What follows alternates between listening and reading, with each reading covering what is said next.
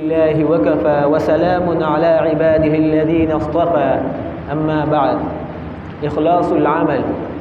عن أمير المؤمنين أبي حفص عمر بن الخطاب رضي الله عنه: سمعت رسول الله صلى الله عليه وسلم يقول: إنما الأعمال بالنيات وإنما لكل امرئ ما نوى، فمن كانت هجرته إلى الله ورسوله فهجرته إلى الله ورسوله، ومن كان هجرته إلى دنيا يصيبها أو امرأة ينكحها فهجرته إلى ما هاجر إليه.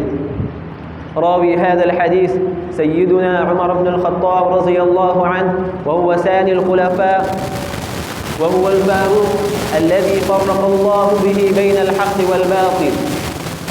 قال رسول الله صلى الله عليه وسلم: لقد كان فيما قبلكم من الأمم محدثون، فإن يك في أمتي أحد فإنه عمر.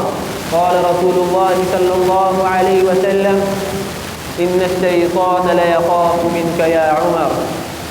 إن هذا الحديث من أحاديث التي اعتبرت أصول الدين وأسس الشريعة، وهي ثلاثة أحاديث: حديث عمر إنما الأعمال بالنيات، وحديث عائشة من أحدث في أمرنا هذا ما ليس منه فهو رد، وحديث نعمان بن بشير الحلال بين. قال العلماء في معنى قوله صلى الله عليه وسلم إنما الأعمال بالنيات أن الأعمال صحيحة أو معتبرة أو مقبولة بالنيات، لا بد لكل عمل من نية، لأن النتائج تترتب حسب النيات. إذا كانت النية صالحة فالنتائج صالحة، وإذا كانت النية فاسدة فالنتائج فاسدة. الأمور بمقاصدها. تحصيل الثواب موقوف على النية. ومن القواعد الفقهية التي استنبطها الفقهاء من هذا الحديث: لا ثواب إلا بالنية، فكل عمل لا ثواب إلا بالنية. فالمكث في المسجد بنية الاعتكاف أو انتظار الصلاة المفروضة يثاب عليه، ومجرد الجلوس بغير نية فلا ثواب فيه.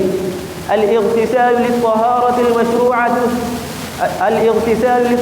المشروعة يثاب عليه، والاغتسال لمجرد الهواء أو التبرد فلا ثواب فيه. الهجرة لغة هي ترك الذنوب والمعاصي، وفي الاصطلاح الانتقال من دار الكفر إلى دار الإيمان.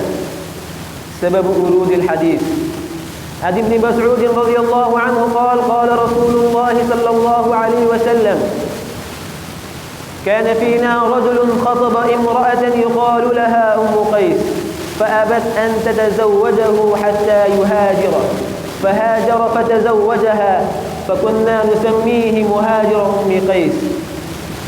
أيها الأخوة المؤمنون الكرام، إن نية المؤمن تبلغ إلى حيث لا يبلغ العمل، فكل عمل مباح يصبح بالنية والإخلاص وابتغاء رضا الله تعالى عبادة. فلنحرص على تحسين النية والإخلاص وابتغاء رضا الله تعالى واحتضار الأجر والثواب في كل عمل من الأعمال، حتى الطعام والشراب والمنام. كما روي عن بعض الصالحين أنهم لم يقوموا بعد بلوغ الحلم بأي عمل إلا بنية التقرب إلى الله عز وجل.